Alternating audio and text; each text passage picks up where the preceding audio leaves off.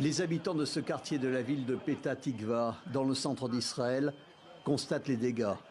Un missile a touché cet immeuble. Des enfants, des personnes âgées, de nombreux habitants hébétés sont évacués et pris en charge. Les secours fouillent les décombres à la recherche de blessés et peut-être de nouvelles victimes.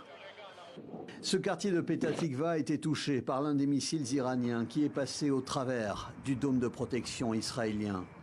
Voici le ciel de la ville du Nord, Haïfa. La cité portuaire a été le théâtre d'incendie. Image d'une raffinerie touchée par un missile iranien. Les pompiers tentent toujours de maîtriser les flammes alimentées par les hydrocarbures.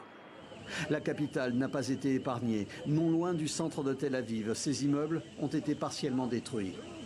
Dans la banlieue de Tel Aviv, à Bnei Brak, les secouristes et les forces de sécurité sont également à l'œuvre. Sur le territoire iranien, les bombes sont également tombées en nombre ces dernières heures.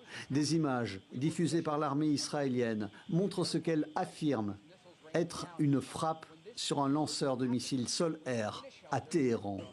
Le Premier ministre israélien a annoncé qu'Israël avait tué le chef du renseignement iranien et son adjoint dans une frappe aérienne.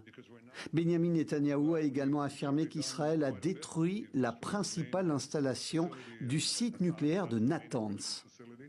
Une session urgente du Conseil des gouverneurs de l'Agence internationale de l'énergie atomique s'est tenue ce matin à propos justement des attaques israéliennes sur les sites nucléaires iraniens, en particulier celui de Natanz.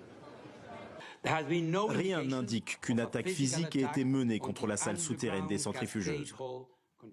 Toutefois, la perte d'alimentation électrique de cette salle pourrait avoir endommagé les centrifugeuses. Aucune image du site de Natanz.